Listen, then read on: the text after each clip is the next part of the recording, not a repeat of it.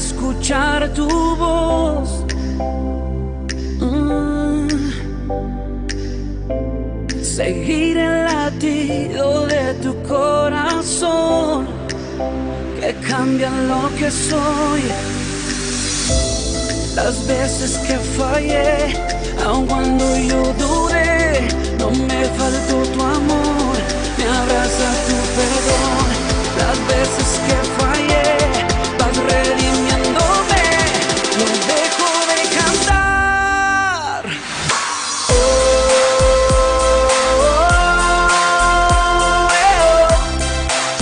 Todo cambió cuando llegó tu amor.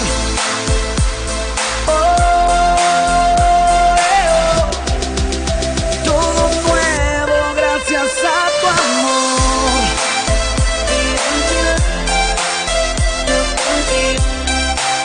Todo nuevo gracias a tu amor.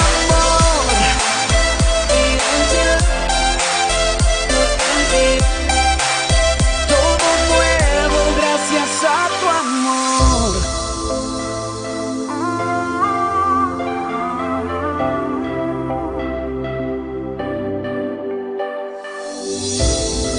Tú vas conmigo, a donde vas yo voy.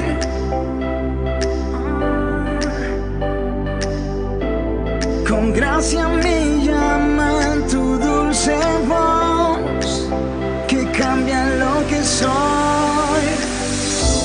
Las veces que fallé, aun cuando yo dudé, no me faltó tu amor, me abraza tu perdón. Las veces que fallé, vas redimiéndome, no dejo de cantar. No, no, no, no, tu amor es suficiente. Tu gracia y tu amor fue suficiente. Y tu amor, amor inmerecido, hiciste todo nuevo. Fui seducido, fui atrapado.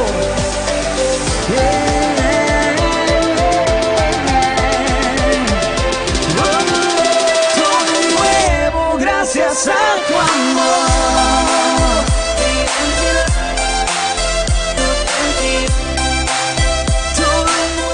Y así comenzamos esta mañana preciosa. Muy buenos días a todos los que están en sintonía. Damos inicio a las mañanas de reflexión el día de hoy. Hoy día estaremos estudiando, entrando, ¿no?, en el libro de San Marcos, capítulo 1.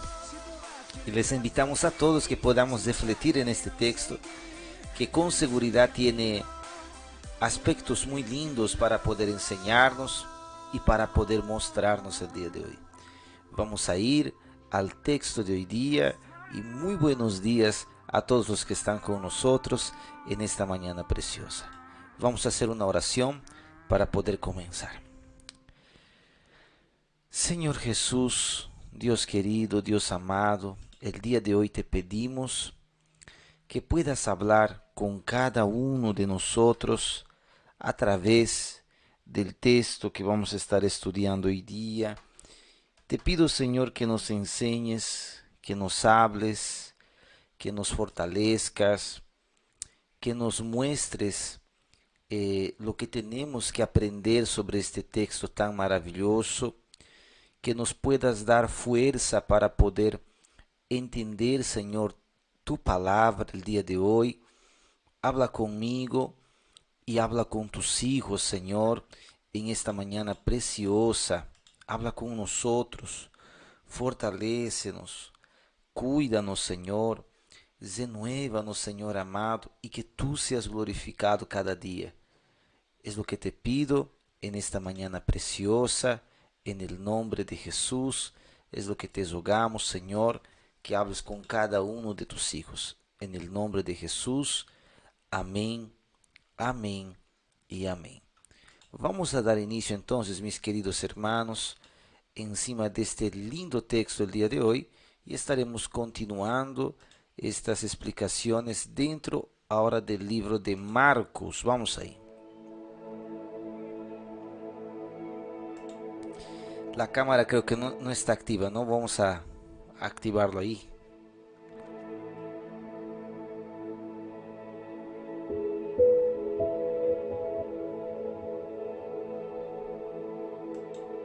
Ahora sí. Ahora ya está. Libro de Marcos 1. Vamos a tratar algunos puntos muy bonitos aquí. Primero que comienza Marcos narrando la predicación de Juan el Bautista. Marcos es un poquito más resumido que todos, ¿no? Marcos no era un apóstol de Jesús. Marcos era un siervo, ¿no? Un participador del evangelio, junto con Pedro y algunas veces junto con Pablo. Marcos, él va a hablar sobre Jesús y va a hacer el evangelio de aquello que ha aprendido. Algunos dicen que Marcos también era un joven que estaba a la distancia. Él estaba allí aprendiendo también de Jesús, solo que él no era uno de los apóstoles. Después vamos a estar tratando esos puntos más adelante. Vamos a encontrar evidencias dentro del texto que muestran la participación de él de una manera así bien despercibida, pero es él, ¿ya? Me dicen que el volumen está muy bajito, no sé si está bien. Aquí está todo normal.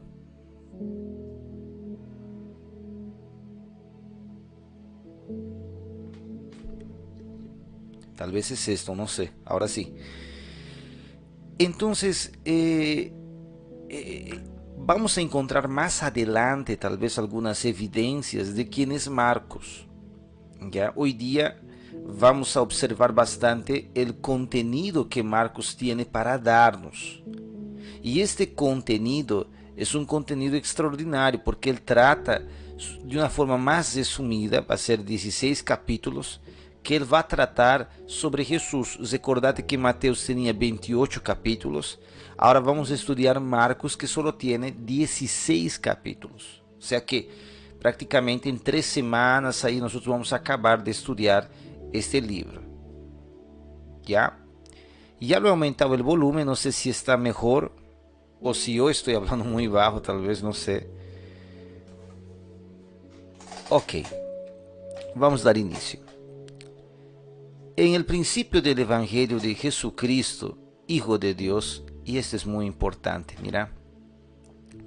Marcos es el que va a comenzar a usar esta expresión Hijo de Dios. Nota que Mateo usa el Hijo del Hombre, ¿no ve? ¿Te acuerdas de las 10 vírgenes? Entonces, Mateo 24, entonces verán al Hijo del Hombre, ¿no? Esa expresión es Mateo 24. No, sí, Mateo 24 y Mateo 25. Mateo 26 también. En Marcos va a comenzar a usar la expresión Hijo de Dios. Mira qué cosas, ¿no? Va a comenzar a usar la expresión Hijo de Dios. Como está escrito en Isaías, he aquí yo envío a mi mensajero delante de tu faz, el cual preparará tu camino delante de ti. Voz del que clama en el desierto, preparad el camino del Señor, enderezad sus sendas. Bautizaba Juan en el desierto y predicaba el bautismo de arrepentimiento para perdón de pecados. Y salían a él toda la provincia de Judea y todos los de Jerusalén, y eran bautizados por él en el río Jordán, confesando sus pecados. Y Juan estaba vestido de pelo de camello, tenía un cinto de cuero alrededor de sus lomos y comía langostas y miel silvestre. Predicaba diciendo: viene tras mí el que es más poderoso que yo, a quien no soy digno de desatar encorvado la correa de su calzado. Yo a la verdad los bautizo con agua, pero él los bautizará con Espíritu Santo. No sé si el volumen ya está bien. Me están diciendo que sigue bajito. Qué raro, che. No sé si será esto.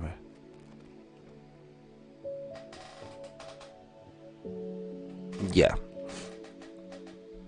Bueno, Juan comienza entonces ya hablando sobre Juan el Bautista. Perdón, Marcos comienza hablando sobre Juan el Bautista. Es un poquito diferente de San Mateo. Mateo comienza con la genealogía, ¿te recuerdas? ¿No ve?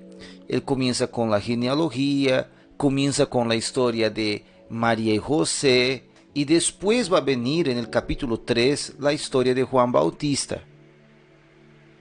Incluso Mateo, él está hablando sobre la persecución de Herodes. Marcos no habla nada de eso. La verdad, Marcos no está preocupado en la historia de la infancia de Cristo. Marcos está comenzando el Evangelio de Jesucristo. Para él, ¿cuándo comienza el Evangelio de Jesús? A partir del bautizo de Jesús, ¿verdad? Pero antes de explicar qué es el bautizo de Jesús, él va a explicar quién bautizaba. Comienza con Juan el Bautista.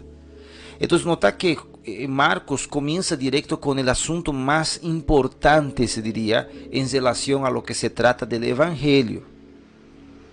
Claro que cuando vas a estudiar el Evangelio de Jesús, cuál fue este Evangelio que él fue a predicar, realmente comienza a sus 30 años de edad. Y es aquí que Marcos va a comenzar a contar a partir de los 30 años de Jesús. Diferente de San Mateo. Mateo ha contado de Jesús cuando era pequeñito, ha contado cuando Jesús fue perseguido por Herodes para ser muerto, ha contado de su nacimiento de Jesús, ¿no ve? Ha contado cómo los pastores se han alegrado cuando Jesús ha nacido, cómo los magos han venido a entregarle un regalo. Aquí en Marcos no, todo eso se corta, porque él está comenzando a contar a partir de sus 30 años de Jesús. No sé si eso está quedando claro a todos ustedes. Entonces recordate eso, va a caer en el examen. ¿No? Marcos comienza a explicar la vida de Jesús a partir de sus 30 años de edad. O sea, a partir de los 30 años de Jesús. Y él comienza a hacer un destaque de Juan el Bautista. Juan el Bautista,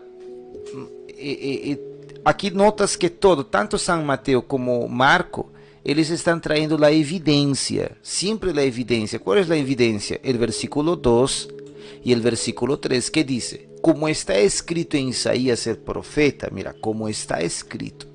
Entonces nota que Marcos va a hablar de Juan Bautista, pero confirmando con la escritura. He aquí yo envío a mi mensajero delante de tu faz, el cual preparará tu camino delante de ti. Está hablando de Juan Bautista. Juan Bautista es el mensajero que va a venir a preparar el camino para el Señor. Pero nota que Marcos está hablando eso conectado con la escritura. Eso se aplica a nuestros días. Todo mensaje, toda prédica, todo pastor tiene que tener un respaldo bíblico para poder hablar de X asunto, X tema, X prédica, enseñanza, ¿no ve? Nota que siempre es eso. Entonces él dice, para ellos, la Biblia de ellos era el Antiguo Testamento. Para nosotros es el Antiguo y el Nuevo Testamento, que es lo que ellos escribieron, ¿no? Seguimos. Ahora, él va a dar localidades que Mateo no ha dado. Mateo va a decir que Juan sí predicaba en el desierto, pero en aquí él ya va a decir que la provincia de Judea venía a poder escucharle. Toda la provincia venía. Eso era en la frontera, ¿no? Del río Jordán. Es la frontera entre el desierto del Egipto y entre la entrada de lo que sería futuramente Jericó, ¿no? Jericó, antigua Jericó, y más allá Jerusalén. Y salían a él toda la provincia de Judea y todos los de Jerusalén, y eran bautizados por él, ya da un local, en el río Jordán, confesando sus pecados. Entonces nota que ese arrepentimiento de las personas era a través del arrepentimiento, pero ese arrepentimiento era conectado con la confesión de los pecados. ¿Qué es la confesión de los pecados? Este es un punto para pensar también.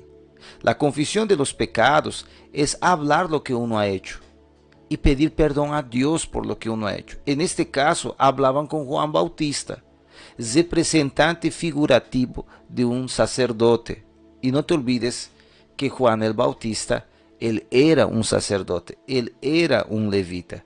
Si te vas a recordar, no, todavía no hemos pasado eso, pero en Lucas vamos a ver eso. Isabel es la madre de Juan Bautista. Su papá de Juan Bautista es Zacarías, que es un sacerdote, ¿verdad?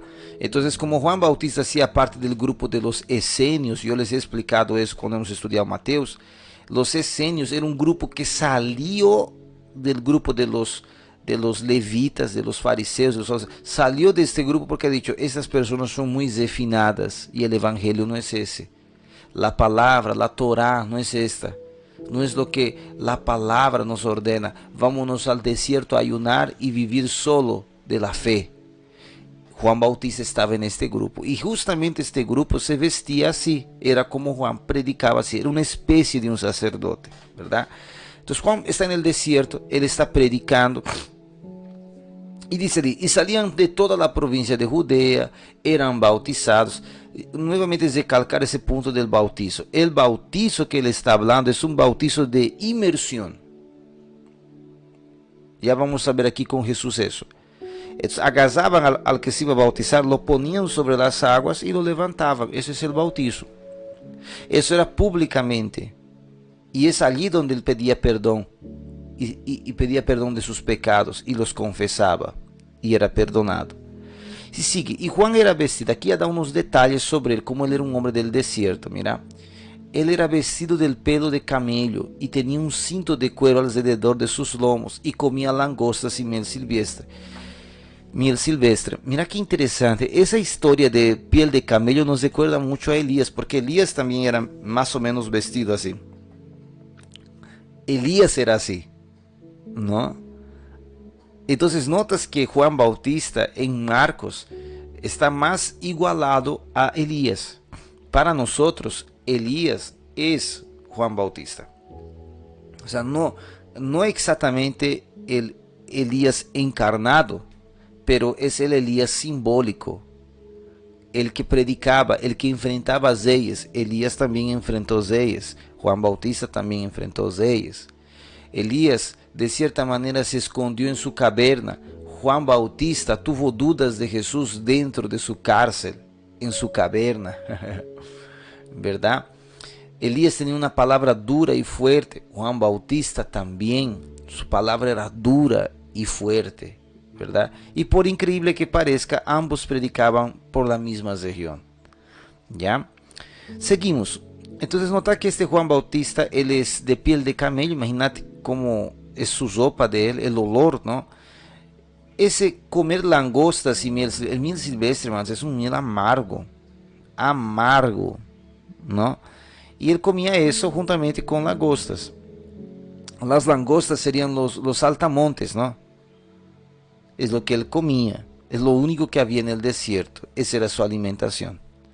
Y él predicaba diciendo, viene tras mí el que es más poderoso que yo. Y esa es la parte más importante. La prédica de Juan foca en tercera persona. El que es, está hablando de otra, no de él. La prédica de Juan no se trata de él, se trata de Jesús, ¿verdad? Entonces, la prédica de Juan, ella trata más sobre Jesús que sobre él, es la espera del Mesías, ¿no? Entonces, esta confesión o esta prédica que lanzaba no es una prédica antropocéntrica, ella es una prédica apuntada al que ha de venir. Mira que él dice, quien viene es más poderoso que yo. Nuestra prédica de hoy día debe encajarse a un punto a esto, también similar a esto, ¿no? Apuntar a quien es mucho más que nosotros, que es Dios, que es Jesús, y que así como Juan decía, Él viene, para nosotros también Jesús viene, y Él es mucho más poderoso, ¿verdad? Entonces, yo creo que aquí Juan muestra su humildad, ¿verdad? Cuando él dice, yo no soy digno de desatar encorvado la correa de sus calzados, yo no soy digno de hacerlo. Juan está destacando su lugar de siervo y está apuntando ya el camino al Mesías. Esto él está hablando a los seguidores, ¿no? Entonces aquellos seguidores que estaban allí, de cierta manera, ellos ya están observando esta introducción a la venida del Mesías. Los judíos que estaban allí, ellos esperaban al Mesías. Aquellos que seguían un linaje, un pensamiento fariseo, esperaban el Mesías.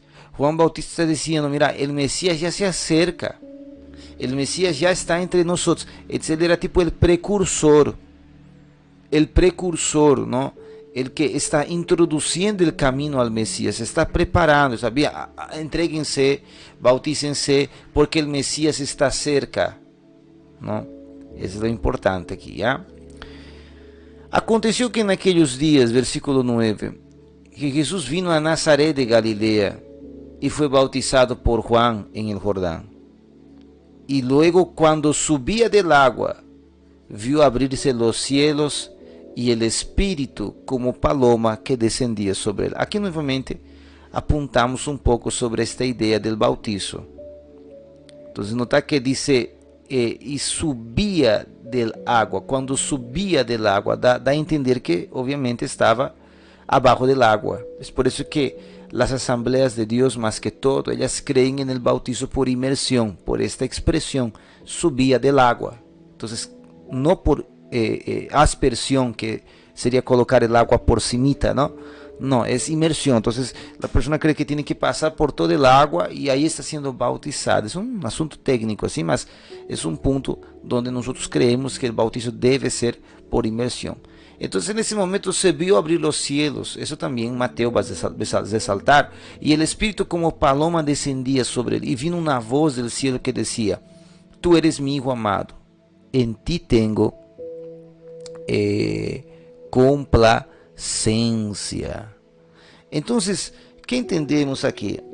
Es muy importante, ¿no?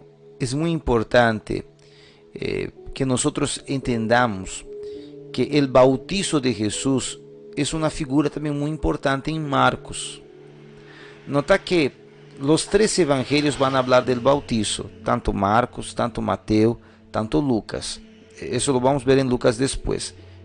Pero mírame aquí, esto es para confirmar que el bautizo es prioritario. Hay mucha gente que está dentro de la iglesia y no se bautiza, porque dice: tengo miedo, es que tengo miedo de errar, tengo miedo de caer. Está errado. ¿Por qué nos bautizamos? Nos bautizamos porque Jesús se ha bautizado. E é por isso que nos bautizamos. ¿Por que nos bautizamos? Porque Jesús se ha bautizado. Por isso nos bautizamos. Por isso bautizar-se é um requisito muito importante. Estás arrepentido de tus pecados e los confiesas, puedes bautizar-te, querido. El punto principal es el arrepentimiento. Esta palabra arrepentimiento viene de la palabra metanoia, ¿no?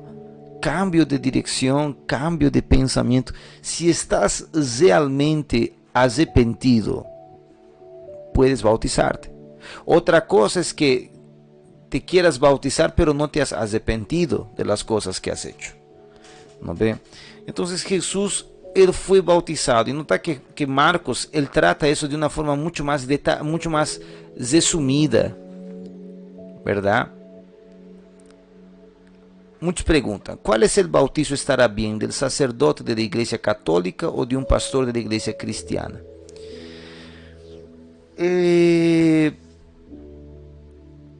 Bueno, la verdad, es muy importante entender un aspecto.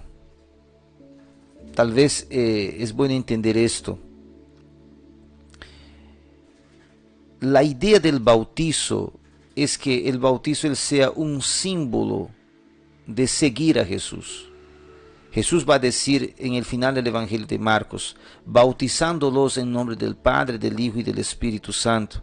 La misma expresión es usada cuando él fue bautizado, ¿verdad? Entonces este bautizo, él es un seguimiento muy importante. él es un compromiso muy importante, ¿verdad? Él es un compromiso muy importante. Ahora, en cómo debe ser hecho, tal vez es la discusión. La Iglesia Católica hace el bautizo a un niño. El punto es que Jesús no era niño cuando se ha bautizado. Él tenía conciencia, él tenía 30 años. Los demás que se han bautizado, Juan, que era mucho más joven, cuando él se ha bautizado, cuando él se ha entregado, cuando él se ha hecho un discípulo de Jesús, probablemente ya bautizado porque él era un seguidor de Juan Bautista. ¿No ve? Para ser seguidor de Juan Bautista, obviamente, yo lo veo que creían en su mensaje y obviamente se bautizaban. Entonces se nota que eran personas adultas, ¿no? Conscientes, y no personas inconscientes, personas que no tienen la conciencia. El niño no tiene conciencia, por eso no creemos en el bautizo de niños. Por eso nosotros no damos esa credibilidad al bautizo católico. ¿Me entiendes? ¿Ya? Entonces ese es el punto. Entonces Jesús aquí él se bautiza y ahora Jesús comienza su ministerio a partir de esto. ¿Ya? Jesús comienza su ministerio a partir de esto. El ministerio de Jesús comienza a partir de este momento que él se bautiza. Entonces él se bautiza, comenzó el evangelio. Nota que esa es la preocupación de Marcos, ¿no? Marcos está escribiendo el libro, habla un poquito sobre Juan Bautista y ya habla sobre Jesús y comienza hablando sobre su bautizo. ¿No ve? Seguimos. Después del bautizo, se escucha una voz que dice del cielo: tú eres mi hijo amado, en ti tengo complacencia. Mira conmigo aquí. Ahora, pensá conmigo aquí. El bautizo era para perdón de pecados. ¿Ya? El bautizo era para quien estaba arrepentido. Mi pregunta es: ¿Jesús tenía pecados? ¿Jesús estaba arrepentido de algún pecado? No. Jesús no tenía pecados. Jesús no estaba arrepentido de ningún pecado. ¿Por qué se ha bautizado? Cuando él se va a querer bautizar, Juan le dice, tanto en Mateo y en Lucas, vamos a ver, yo no soy digno de bautizarte, tú más bien tienes que bautizarme a mí, ¿no? Porque Jesús va a bautizar con fuego. Eso es algo a más. Eso ya es algo espiritual. Quien nace del agua y del espíritu, ¿no? San Juan 3 va a hablar sobre eso. Del agua es del bautizo de Juan y del espíritu es el bautizo espiritual, ¿no? Lo que nosotros llamamos sobre la llenura, Hechos 2.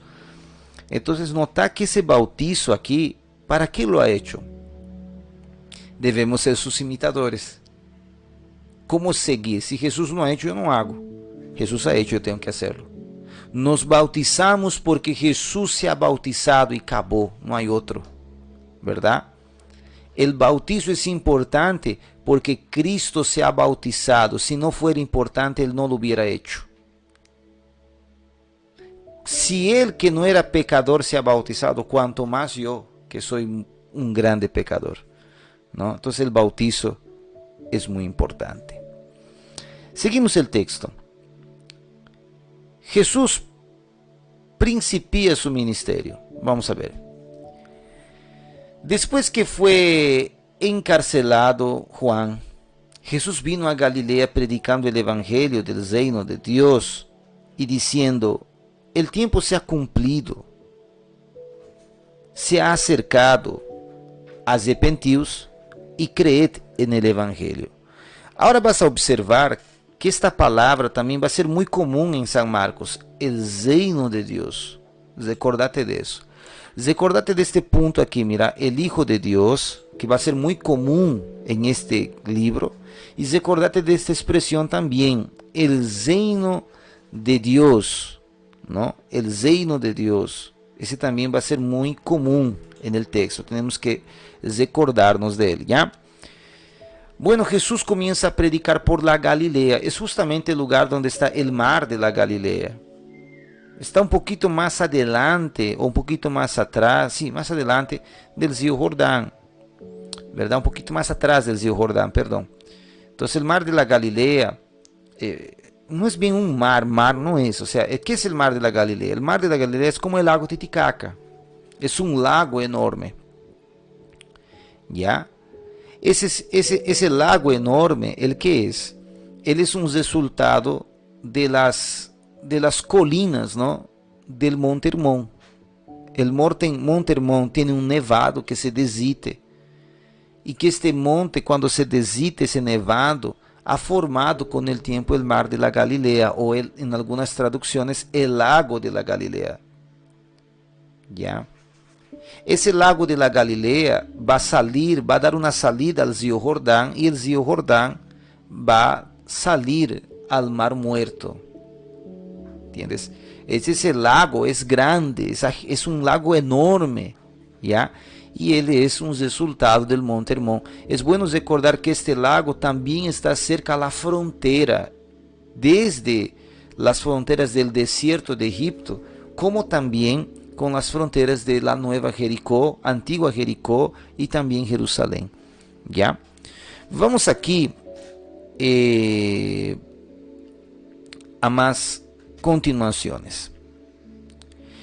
Él está predicando por la Galilea, y es aquí que él va a ver a algunos hombres, más que todo a 4 pescadores. Vamos a ver. Andando Jesús junto al mar de Galilea, vio a Simón y Andrés su hermano, que echaban la red en el mar porque eran pescadores. Y les dijo: venid en pos de mí, y haré que seáis pescadores de hombres. Y dejando luego sus redes, le siguieron. Pasando allí un poco más adelante, vio a Jacobo, hijo de Zebedeo, y Juan su hermano, también ellos en la barca, que remendaban sus redes. Y luego les llamó, y dejando a su padre Zebedeo en la barca con los jornaleros, le siguieron. Entonces nota que Jesús ahora comienza a reclutar. Es bueno que entiendas, en Lucas, vamos a ver con más detalle también, estos 4 jóvenes aquí, ellos ya eran seguidores de Juan el Bautista, ¿ya? Y es por eso que también ellos siguen a Jesús. Ellos de cierta manera ya seguían a Juan, porque Juan está cerquita de ahí, el río Jordán está cerquita de ahí, ¿no? Ellos ya habían escuchado hablar de esos mensajes que Juan hablaba. Juan era conocido, toda Judea venía a él y toda Jerusalén, ¿no? Entonces aquí ya vamos a comenzar los milagros de Jesús. Comenzamos los milagros de Jesús. Vamos al capítulo de número 1, versículo número 21. Nota que el 21 ya comienza con los milagros, ya lanza directo el evangelio de Jesús. Ya no es como Mateo, que prepara un camino, ¿no? Mateo prepara un camino para este momento. San Marcos no, San Marcos ya comienza lanzando. Y vamos aquí. Y entraron en Cafarnaúm, y los días de reposo entraron en la sinagoga y enseñaba. Y se admiraban de su doctrina, porque les enseñaba como quien tiene autoridad, y no como los escribas. ¿Ya? Pero había en la sinagoga de ellos un hombre con espíritu inmundo, que dio voces diciendo: ah, ¿qué tienes con nosotros, Jesús Nazareno? ¿Has venido a destruirnos? Si quieres, sé que eres el Santo de Dios. Pero Jesús les reprendió diciendo: cállate y sal de él. Y el espíritu inmundo, sacudiéndole con violencia, clamando a gran voz, salió de él. Y todos se asombraron de tal manera que discutían entre sí diciendo: ¿qué es esto? ¿Qué nueva doctrina es esta? ¿Con qué autoridad manda a los espíritus inmundos y le obedecen? Y muy pronto se difundió su fama por toda la provincia alrededor. ¿Verdad? Bueno, vamos a ver aquí otros puntos que también son muy importantes dentro de esto. Este va a ser el último cuadro que vamos a lanzar el día de hoy. El comienzo del milagro de Jesús. Bueno, Jesús comienza a entrar en Cafarnaúm, comienza a predicar, y también en los días sábados, da a entender aquí, que eran días de reposo, él predicaba dentro de las sinagogas. Claro, Las sinagogas, ellas solo traían la reflexión diaria, mas la reflexión diaria específica era el día sábado. Ellos practicaban la ley. Entonces, en el día sábado Jesús predicaba en las sinagogas. Cuando no era un día de reposo, Jesús predicaba por las calles. Nota que la función de la prédica no se trata específicamente de un día, mas eso era un deber diario. Entonces Jesús predicaba todos los días, mas de sábado predicaba en la sinagoga, ¿no? Hasta porque era el día que los fariseos se reunían, los miembros de la comunidad se reunían para escuchar al rabí. Solo que ahora Jesús va a hacer una cura. Dice que hay un hombre con espíritu inmundo, y aquí hablamos sobre los demonios, posesión demoníaca. Él es real, él existe, claro que existe, es bíblica. La Biblia habla sobre la posesión demoníaca, sobre un espíritu inmundo controlando una vida. Pero eso no es como vemos tal vez en las televisiones. En la televisión ves un diálogo, ¿no?, entre el que predica y el que está endemoniado. Le comienza a contar qué haces con él, qué le haces, cómo le haces. Y comienza aquel zito para poder reprenderle, ¿no? Eso de ahí es un poco muy raro de poder estar viendo, pero no es la práctica coherente. Jesús ve al demonio, ¿verdad? Le manda a callar al demonio y lo expulsa al demonio que posuía. Y da a entender aquí, mira, en el versículo de número 24, que dice así: ¿qué tienes con nosotros, Jesús Nazareno? Ese nosotros da para entender que no era solo un demonio dentro de esa persona, era más de un demonio. No era solamente un espíritu, era más de un espíritu que estaba dentro de esa persona. Esa posesión demoníaca, ella es posible, ella es, pero no puede ser eso a cualquier momento. No puede ser eso a cualquier instante. No es todo demonio también. Entonces yo escucho personas que dicen: pucha, él tiene el espíritu de adulterio, por eso adultera, por eso no para. No, eso no es espíritu de adulterio, eso es falta de vergüenza del tipo, porque él está haciendo eso. No es el demonio, ¿no? Yo fornico, estoy así fornicando, es que yo quiero parar, no consigo, es que es un demonio. No es demonio, es tu deseo de la carne. Entonces muchas personas a veces culpan solamente al demonio por todas las cosas, y no es así. No es así. En este caso vemos una posesión demoníaca de varios espíritus sobre este joven, ¿verdad? Y lo que la Biblia relata un poco es que él comienza a dar voces, comienza a gritar. No hay algo aquí de tal vez fuera de lo normal. Lo que vemos es que él se sacude con gran violencia, ¿verdad? Mas Jesús los reprende. Jesús los reprende. Entonces la posesión demoníaca es real, pero a través del nombre de Jesús nosotros creemos que ese demonio, él puede ser reprendido, él puede caer por tierra a través del nombre de Jesús, porque en el nombre de Jesús hay poder. Entonces nosotros creemos en la reprensión, ¿verdad? Entonces cuando vemos un caso de persona endemoniada, nosotros creemos que cuando dices en el nombre de Jesús, tiene que ser reprendido. Eso es real, bíblicamente es real.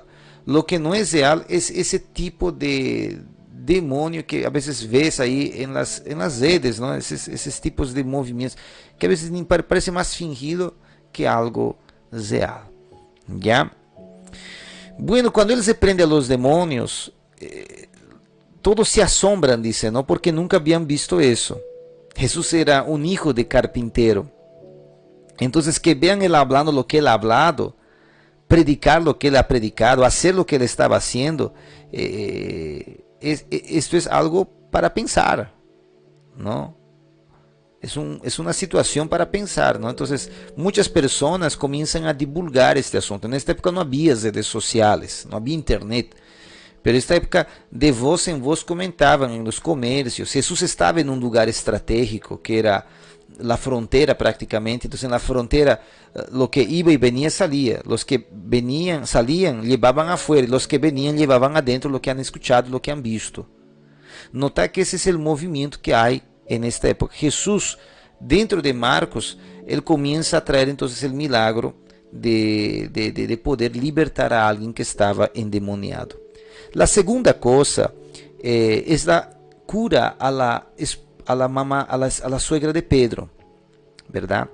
Entonces Jesús ahora está en la sinagoga, nota que de aquí ya ha pasado el mismo día, él sale de la sinagoga después de reprender este demonio y entra a la casa de Simón y Andrés con Jacobo y Juan.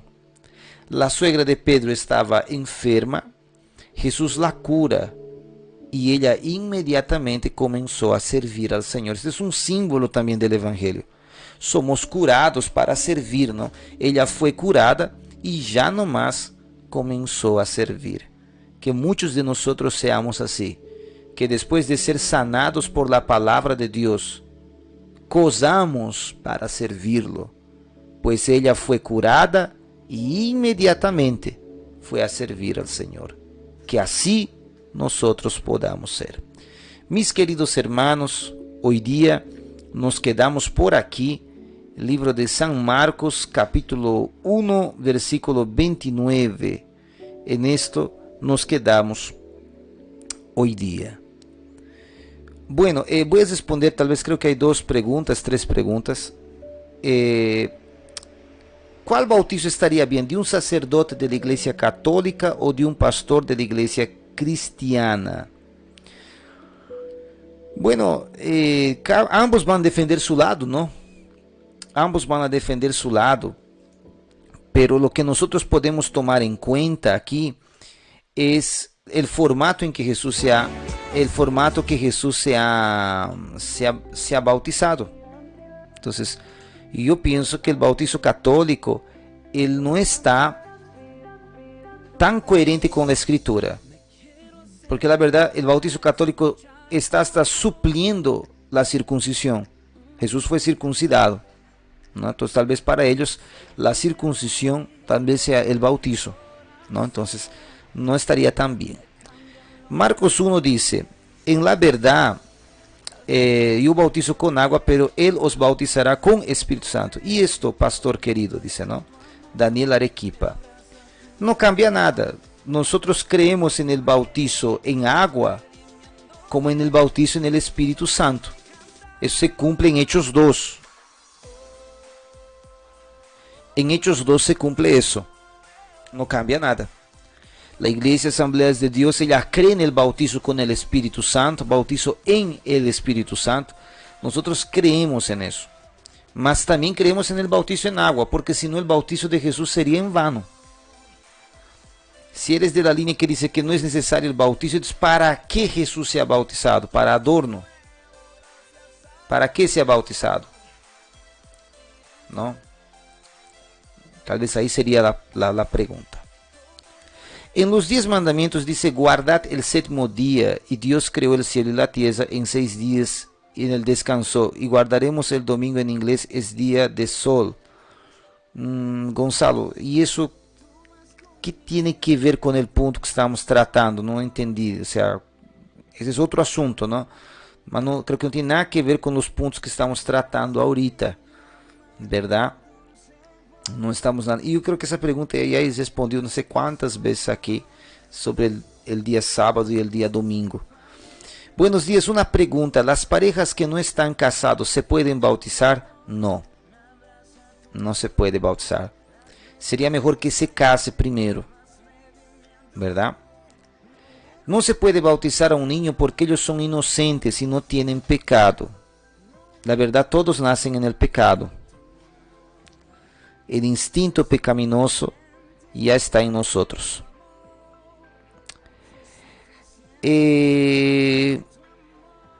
Bueno, creo que solo serían esas las preguntitas que hay aquí. Yo ya marcho entonces, queridos hermanos. Que Dios pueda bendecirles a ustedes.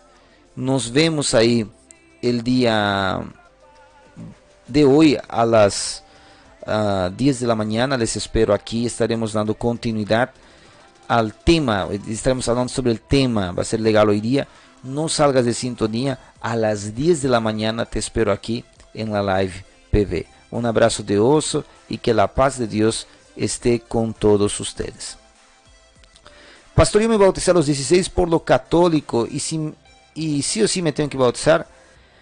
Yo creo que sí, porque, como te digo, para nosotros el bautizo católico no es válido. Tanto como para el católico, nuestro bautizo tampoco es válido para ellos, ¿no? Entonces yo creo que sí es importante para que entiendas por qué te estás bautizando también, ¿no?